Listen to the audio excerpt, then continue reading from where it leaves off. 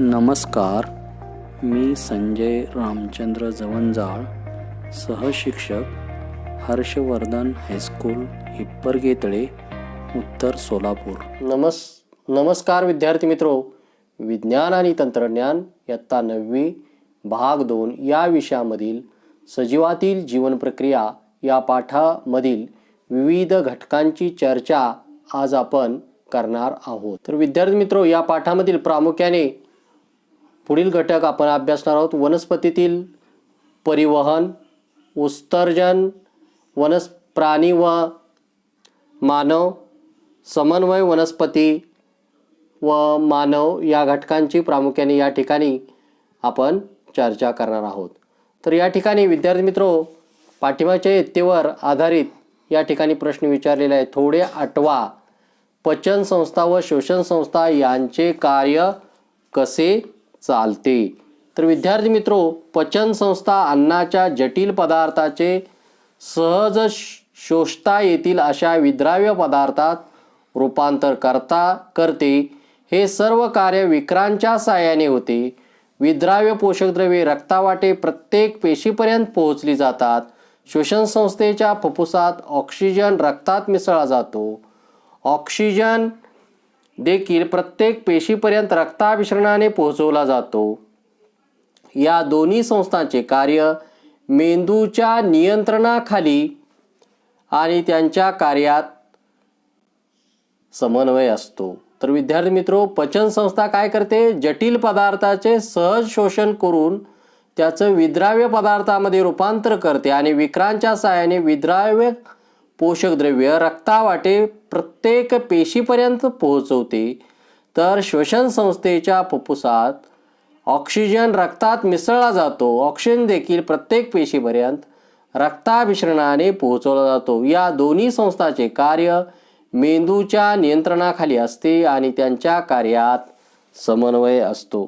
तर अशा प्रकारे पचन संस्था आणि श्वसन संस्थेचं कार्य विद्यार्थी मित्रो या ठिकाणी आपल्याला सांगितलेलं आहे.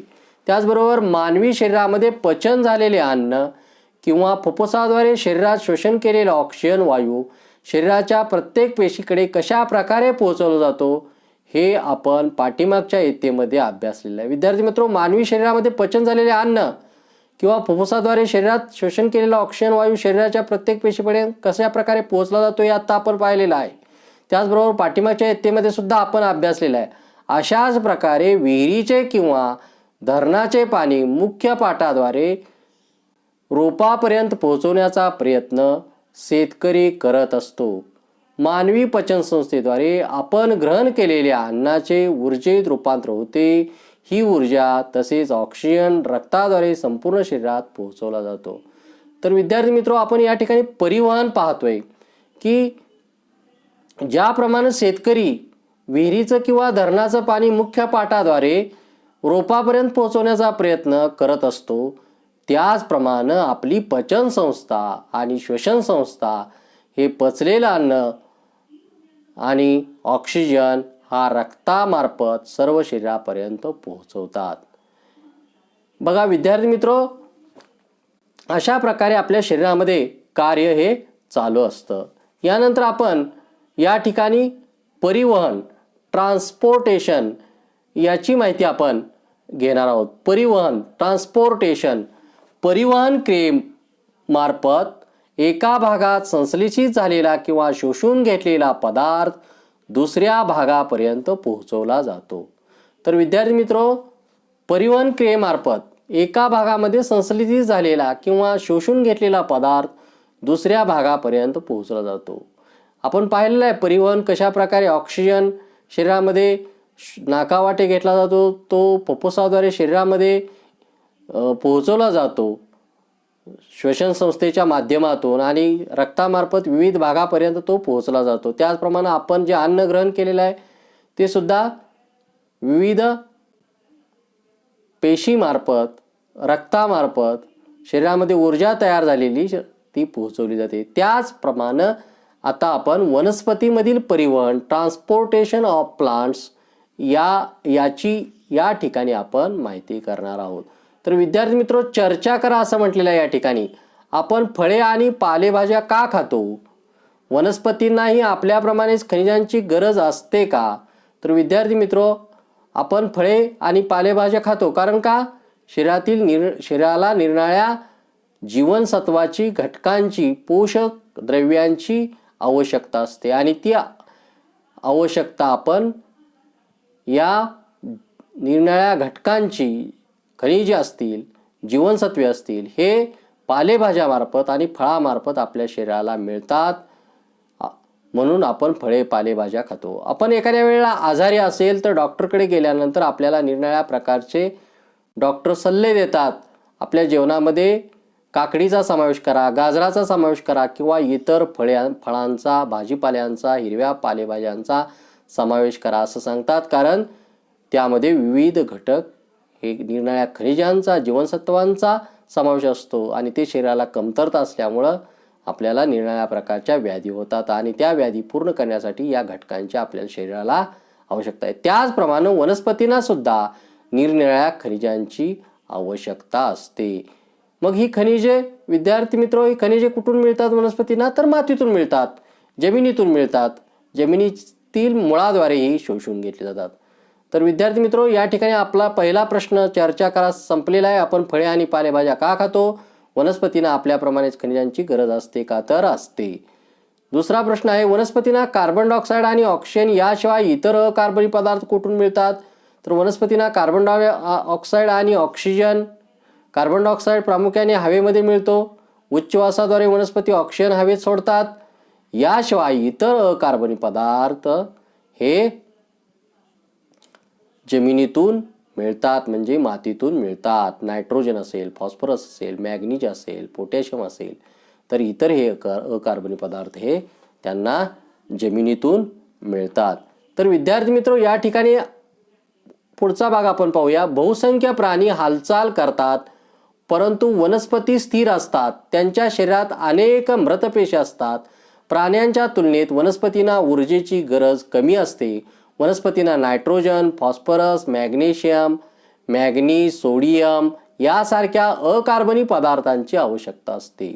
तर विद्यार्थी मित्र, बहुसंख्य प्राणी आपल्याला माहीत आहेत हालचाल करतात आणि हालचाल केल्यामुळे त्यांना ऊर्जेची गरज ही अधिक, वनस्पतीच्या तुलनेत अधिक लागते कारण ते हालचाल करतात. मात्र त्या तुलनेत वनस्पतींची हालचाल ही कमी आहे.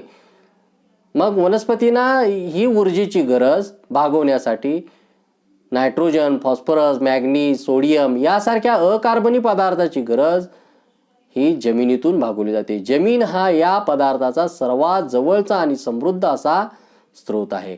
वनस्पतीची मुळे जमिनीत ती पदार्थ शोषून घेतात आणि त्यांचे परिवहन करतात. विशिष्ट प्रकारच्या ऊती हे कार्य करतात. जलवाहिन्या पाणी वाहून नेतात आणि रसवाहिन्या हे अन्नाचे वहन करतात. वनस्पतीचे सर्व भाग या संवहनी ऊतीशी जोडलेले असतात. तर विद्यार्थी मित्र, बघा, बहुसंख्य प्राणी हालचाल करतात परंतु त्या मानाने वनस्पती या स्थिर असतात. त्यांच्या शरीरामध्ये वनस्पतीच्या शरीरामध्ये अनेक मृतपेशी असतात. प्राण्याच्या तुलनेत वनस्पतींना ऊर्जेची गरज कमी लागते कारण वनस्पती या स्थिर असतात, जास्त हालचाल करत नाहीत. वनस्पतींना निरनिराळ्या प्रकारची खनिजे असतील, पोषकद्रव्ये असतील, ही जमिनीतून मिळतात. उदाहरणार्थ नायट्रोजन, मॅग्नेशियम, मॅग्नीज, सोडियम यासारखे अकार्बनी पदार्थ जमिनीतून त्यांना प्राप्त करतात कारण जमिनीमध्ये वनस्पतीची मुळे हे अन्नपदार्थ शोषून घेतात आणि हे शोषून घेतलेलं त्याचं परिवहन विशिष्ट प्रकारच्या ऊती हे करतात. जलवाहिन्या पाणी वाहून नेत असतात. रसवाहिन्या अन्नाचं वहन करतात. वनस्पतीचे सर्व भाग हे संवहनी ऊतीशी जोडलेले आहेत.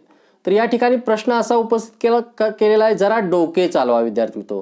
जलवाहिन्या आणि रसवाहिन्या हे प्रकार वनस्पतीच्या कोणत्या ऊतीचे आहेत? तर संवहनी ऊतीचे आहेत विद्यार्थी मित्र. संवहनी ऊतीशी या जोडलेल्या आहेत. जलवाहिन्या या पाणी वाहून नेण्याचं कार्य करतात तर रसवाहिन्या या अन्नाचं वहन करण्याचं कार्य करतात. तर या ठिकाणी इथं दाखवलेलं आहे वनस्पतीतील पाण्याचे वहन. वनस्पतीमधील पाण्याचं वहन कशा प्रकारे होतं विद्यार्थी मित्र? या ठिकाणी दाखवलेलं आहे. मूलधाप, तर तेरडा किंवा गुलछडी यासारख्या लहान वनस्पती तिच्या मुळासह घ्या. तिची मुळे स्वच्छ धुवा. सॅप्रॅनिन किंवा योआसिन यासारख्या रंगद्रव्य असलेल्या पाण्यात आकृतीत दाखवल्याप्रमाणे ठेवा. 2-3 तासानंतर वनस्पतीच्या खोडाचे पानावरील शिरांचे निरीक्षण करा. तर विद्यार्थी मित्र, या ठिकाणी आपण जर ही आकृती पाहिली तर एका बिकरमध्ये, चंचुपात्रामध्ये युओसिन नावाचं द्रावण घेतलेलं आहे. चंचुपात्रामध्ये या ठिकाणी युओसिन नावाचं द्रावण घेतलेलं आहे आणि तेरडा किंवा गुलछडीचं रोप घेतलेलं आहे. घेतल्यानंतर त्याची पाने मुळं ही स्वच्छ पाण्यानं धुवून घेतलेली आहेत आणि ती 4 ते 5 तास या युओसिन द्रावणामध्ये बुडवून ठेवल्यानंतर या पानावर हा लाल रंगाचा थर हा जमा झालेला दिसतो. या ठिकाणी लाल रंगाच्या शिरा या पानाच्या दिसून येतात, कारण वनस्पती या मुळाच्या साहाय्यानं पाणी शोषून घेतात आणि पाणी शोषून घेतल्यामुळं हे पाणी लाल रंगाचे म्हणजे युओसिन द्रावणाचे असल्यामुळं त्याच्या पानाच्या कडेवर, शिरावर आपल्याला लाल रंगाचा या शिराया दिसून येतात. तर विद्यार्थी मित्र, इथं वनस्पतीच्या खोडाचा पातळ आडवा छेद घेऊन रंगीत झालेल्या जलवाहिन्यांचे संयुक्त सूक्ष्मदर्शकाच्या साहाय्याने निरीक्षण करा. निरीक्षण केल्यानंतर आपल्याला मुळाद्वारे होणारे शोषण या पद्धतीने दिसतं. या ठिकाणी आपण खोडाचा आडवा छेद घेतलेला आहे आणि आडवा छेद घेतल्यानंतर या मूलकेशाद्वारे पाणी इथून शोषून घेतलेलं आहे.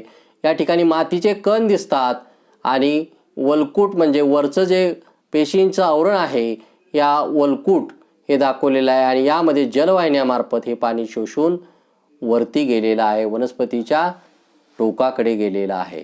मुळं हे पाणी शोषून घेतात विद्यार्थी मित्रो आणि ते वनस्पतीच्या इतर भागापर्यंत हे पोहोचवलं जातं.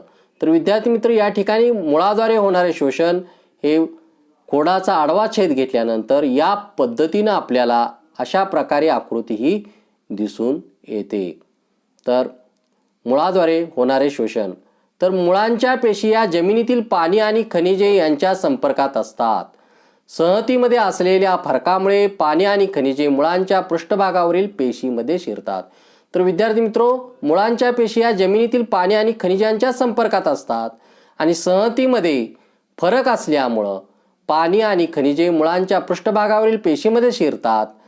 यामुळं पेशी ताठर बनतात, त्याला टर्जिड असं म्हटलं जातं. त्यामुळे त्यांच्या लगतच्या पेशीवर दाब निर्माण होतो, यालाच मूलदाब, रूट प्रेशर असं म्हटलं जातं. तर विद्यार्थी मित्रो, संहतीमध्ये असलेल्या फरकामुळे पाणी आणि खनिजे मुळांच्या पृष्ठभागावरील पेशीमध्ये शिरतात. तर यामध्ये संहतीमध्ये फरक असल्यामुळं पेशीमध्ये पाणी शिरलं जातं, यामुळे पेशी ताठर होतात, त्यामुळे त्या लगतच्या पेशीवर दाब निर्माण करतात, यालाच मूलदाब असं म्हणतात. या दाबामुळे पाणी आणि खनिजे मुळांच्या जलवाहिनी मार्फत पोहोचतात आणि संहतीतील फरक भरून काढण्यासाठी ती पुढे पुढे ढकलली जातात. या सततच्या हालचालीमुळे पाण्याचा एक स्तंभ तयार होतो, जो सातत्याने पुढे ढकलला जातो. हा दाब झुडपे, लहान वनस्पती तसेच लहान वृक्षामध्ये पाणी वर चढवण्यासाठी पुरेसा असतो. तर विद्यार्थी मित्रो, बघा मूलदाब कसा निर्माण होतो, पाणी विविध वनस्पतीच्या विविध भागांना कसं पोहोचलं जातं. तर मुळांच्या पेशी या जमिनीतील खनिजे आणि पाण्याच्या संपर्कात असतात आणि संहतीमध्ये झालेल्या फरकामुळं पाणी आणि खनिजे मुळांच्या पृष्ठभागावरील पेशीमध्ये शिरतात. तर संहतीमध्ये झालेल्या फरकामुळं पाणी आणि खनिजे मुळांच्या पृष्ठभागावरील पेशीमध्ये शिरतात. यामुळे पेशी ताठ होतात, ताठर बनतात आणि त्या लगतच्या पेशीवर दाब निर्माण करतात, यालाच मूलदाब असं म्हणतात. या दाबामुळे पाणी आणि खनिजे मुळांच्या जलवाहिनी मार्फत पोहोचतात आणि संहतीतील हा फरक भरून काढण्यासाठी ते पुढे पुढे ढकलले जातात.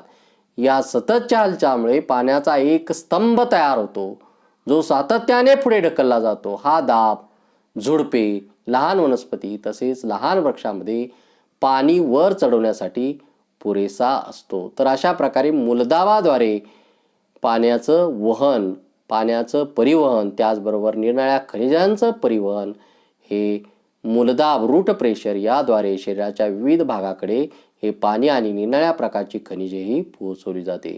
त्यानंतर विद्यार्थी मित्र, या ठिकाणी आपण दुसरी प्रक्रिया या वनस्पतीमध्ये असणारी बाष्पोश्वास, ट्रान्सप्रेशन पूल याची माहिती घेणार आहोत. तर मागील इयत्तेमध्ये तुम्ही वनस्पतीच्या फांदीला प्लॅस्टिकची पिशवी बांधून निरीक्षण करण्याची कृती केली आहे, त्यामध्ये तुम्हाला काय आढळून आले होते? तर विद्यार्थी मित्र, इयत्ता 6वी मध्ये आपण किंवा 7वी मध्ये सुद्धा बाष्पोच्छ्वास ही वनस्पतीमध्ये होणारी अभिक्रिया आपण पाहिलेली आहे. तर वनस्पतीच्या फांदीला आपण काय केलेलं आहे, प्लॅस्टिकची पिशवी बांधलेली होती आणि पिशवी दोऱ्यानं ती हवा बंद केलेली होती. तर बंद करून आपण 3 ते 4 तासानंतर या पिशवीचं जर निरीक्षण केलं तर त्या पिशवीच्या आतील पृष्ठभागावर पाण्याचे लहान लहान थेंब आपल्याला जमा झालेले दिसले होते. तर अशा प्रकारे वनस्पती बाष्पोच्छ्वास करतात की याची प्रक्रिया आपण पाठीमागच्या इयत्तेमध्ये अभ्यासलेला आहे. तर या ठिकाणी पानाद्वारे होणारे बाष्पोच्छ्वास ही आकृती या ठिकाणी विद्यार्थी मित्र आपल्याला दिलेली आहे. पानाद्वारे होणारा बाष्पोच्छ्वास. तर या ठिकाणी वनस्पती मुळाद्वारे पाणी आणि खनिजे शोषून घेतात आणि त्याचं शरीरामध्ये आवश्यक अशा शर्करेमध्ये रूपांतर करतात आणि जास्त झालेले जे पाणी आहे ते पाणी हे बाहेर टाकतात. ही प्रक्रिया ही दाखवलेली आहे. हे पानाद्वारे होणारा बाष्पोच्छ्वास कसं केलं दाखवलेलं आहे. या ठिकाणी पाणी शोषून घेतलेलं आहे आणि वनस्पतीच्या पानावर लहान लहान छिद्रे असतात. छिद्रावर पातळ थर असतो, त्यामध्ये निरनिराळ्या प्रकारच्या ऊती असतात, या संरक्षक पेशी सुद्धा असतात आणि यातून पाण्याचं हे उत्सर्जन हे होतं. यामध्ये दाखवलेलं आहे विद्यार्थी मित्र, या ठिकाणी आकृती दाखवलेली आहे, आपण हे पाहू शकता आणि काढून ही आणावयाची आहे. तर विद्यार्थी मित्र, वनस्पतीच्या पानावरील पर्णरंध्राच्या मार्फत बाष्परूपाने पाणी बाहेर टाकले जाते. त्याचबरोबर पर्णरंध्राभोवती दोन बाह्य आवरणयुक्त पेशी असतात, त्यांना रक्षक पेशी असं म्हणतात. या ठिकाणी दाखवलेले विद्यार्थी मित्र संरक्षक पेशी असतात, म्हणजे रक्षक पेशी असतात. या पेशी पर्णरंध्राची उघडझाप करण्यावर नियंत्रण ठेवतात. तर विद्यार्थी मित्र लक्षात ठेवा की वनस्पतीच्या पानावरील पर्णरंध्राच्या मार्फत बाष्परूपाने पाणी बाहेर टाकले जाते. वनस्पतीवर लहान लहान छिद्रे असतात, या छिद्राद्वारे पाणी बाहेर टाकलं जातं. पर्णरंध्राभोवती दोन बाह्य आवरणयुक्त पेशी असतात, त्यांना रक्षक पेशी असं म्हणलं जातं. या पेशी पर्णरंध्राची उघडझाप करण्यावर नियंत्रण ठेवतात. या पर्णरंध्रातून बाष्पोर्जन होते. या क्रियेलाच बाष्पोच्छ्वास असं म्हणतात. विद्यार्थी मित्र, या क्रियेलाच पर्णरंध्रातून पाणी बाहेर टाकणं म्हणजेच बाष्पोर्जन होय. या क्रियेलाच बाष्पोच्छ्वास असं म्हटलं जातं. पर्णरंध्रातून पाणी बाहेर टाकणं म्हणजेच बाष्पोर्जन होय. या क्रियेलाच बाष्पोच्छ्वास म्हणतात. पानामार्फत बाष्पीभवन क्रियेमुळे पाणी वातावरणामध्ये सोडले जाते. पाणी पानापर्यंत आणले जाते. तर विद्यार्थी मित्र बघा, पानामार्फत बाष्पीभवन क्रियेमुळे पाणी वातावरणात सोडले जाते. यामुळे पानाच्या अपित्वचेवरील, अपित्वचा म्हणजे वरच्या त्वचेवरील पाण्याचे प्रमाण कमी होते. हे पाण्याचे प्रमाण भरून काढण्यासाठी जलवाहिन्यामार्फत पाणी पानापर्यंत आणले जाते. तर विद्यार्थी मित्र, बाष्पोर्जन क्रियेमुळे पाणी हे वातावरणामध्ये सोडलं जातं. यामुळं अपित्वचेवरील हे पाण्याचं प्रमाण, वरच्या त्वचेवरील पाण्याचं प्रमाण कमी होतं आणि हे भरून काढण्यासाठी जलवाहिन्यामार्फत पाणी पानापर्यंत आणले जाते. बाष्पोर्जनामुळे पाणी खनिजे शोषून घेणं, ते सर्व भागांना पोहोचवणे यासाठी मदत होते. तर मूलदाबाचा परिणाम रात्रीच्या वेळी पाणी वर ढकलण्याचे महत्त्वाचे कार्य करतो. तर मूलदाब हा रात्रीच्या वेळी कार्य करतो. तर बाष्पोर्जनामुळे काय होतं, पाणी वातावरणात सोडलं जातं वनस्पतीमार्फत. त्यामुळं अपित्वचेवरील पाण्याचं प्रमाण कमी होतं आणि हे पाण्याचं प्रमाण भरून काढण्यासाठी पाणी पानामार्फत आणलं जातं. बाष्पोर्जनामुळं पाणी आणि खनिजे शोषून घेतले जातात आणि शरीराच्या विविध भागापर्यंत पोहोचवले जातात. तर मूलदाबाचा परिणाम हा रात्रीच्या वेळी पाणी वर ढकलण्यासाठी महत्त्वाचं कार्य हा. बघा विद्यार्थी मित्र, या ठिकाणी ओक ही वनस्पती विज्ञानाच्या गवाक्षातून या ठिकाणी ओक ही वनस्पती तिच्या पानामार्फत एका वर्षात सुमारे 1,51,000 लिटर पाणी बाष्पोर्जित करते, म्हणजे वातावरणात सोडते. तर 1 एकर क्षेत्रातील मक्याची पिके दिवसाला सुमारे 11,400 ते 15,100 लिटर पाणी बाहेर टाकतात. विद्यार्थी मित्रो, या ठिकाणी लक्षात ठेवा, ओक ही वनस्पती तिच्या पानामार्फत एका वर्षात सुमारे 1,51,000 लिटर पाणी बाष्पोर्जित करते. तर 1 एकर क्षेत्रातील मक्याची पिके दिवसाला सुमारे 11,400 ते 15,100 लिटर पाणी बाहेर टाकले जाते. तर विद्यार्थी मित्रो, आज आपण आजच्या तासाला पचन संस्था व श्वसन संस्था यांचे कार्य कसे चालते, त्याचबरोबर वनस्पतीमधील परिवहन, पाण्याचे वहन कसं होतं, निरनिराळ्या प्रकारच्या खनिजांचं वहन मूलदाबाद्वारे, रूट प्रेशरद्वारे कसं केलं जातं, त्याचबरोबर बाष्पोर्जन, बाष्पोच्छ्वास ही प्रक्रिया ही पाहिलेली आहे. तर उद्याच्या तासाला येताना तुम्ही मूलदाब, त्याचप्रमाणे म्हणजेच वनस्पतीतील पाण्याचे वहन यावर टिपा लिहा. या सदराखाली टीप लिहा. बाष्पोच्छ्वास, मूलदाब यावरच्या टिपा लिहून आणावयाच्या आहेत. त्याचबरोबर मुळाद्वारे होणारे शोषण, पानाद्वारे होणारा बाष्पोच्छ्वास याची नामनिर्देशित आकृती सुद्धा काढून आणावयाची आहे. धन्यवाद.